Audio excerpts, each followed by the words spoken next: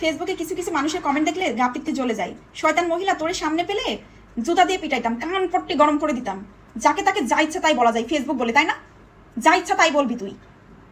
প্রতিবাদ না করতে করতে মানে গলা বেশি হয়ে গেছে, ফাজলামি করতে আসিস।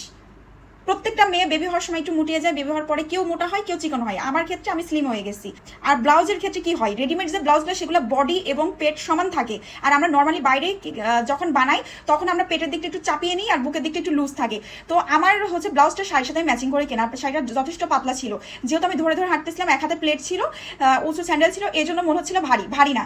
আর যখন ফ্যামিলি সিনিয়রদের সাথে কোথাও ঘুরতে যাই তখন অবশ্যই সভ্য একটা পোশাকে যাওয়া উচিত। তুমি আমার শেখাইতে আসছো যে আমি কি ধরনের গেট আপ পরে নিয়ে যাওয়া উচিত ছিল। আমি বিয়ে খাইতে গেছি, আপুর ম্যানেজ উপলক্ষে আমরা খেতে গেছিলাম, আর সেখানে আমি না কোনো অর্নামেন্টস পরছি, আপু জোর করে একটা সিম্পল মালা পরাই দিছে তাই। আদারওয়াইজ আমার হাতে কোনো কিছু নাই, আমার কানে একটা দুল নাই, আমি কপালে একটা টিপও দিই না, আমার সাজুগুজুর মধ্যে জাস্ট আমি একটু লিপস্টিক দিছি। তারপরে মনে হয়েছে আমি বিয়ে খাইতে গেছি। তুই আমার শেখাবি যে আমার কোন গেট আপে কোথায় যেতে হবে? আমি জানি না। না ফাজলামি করতে আসিস, যত সব কান পটে লাল করে দিব।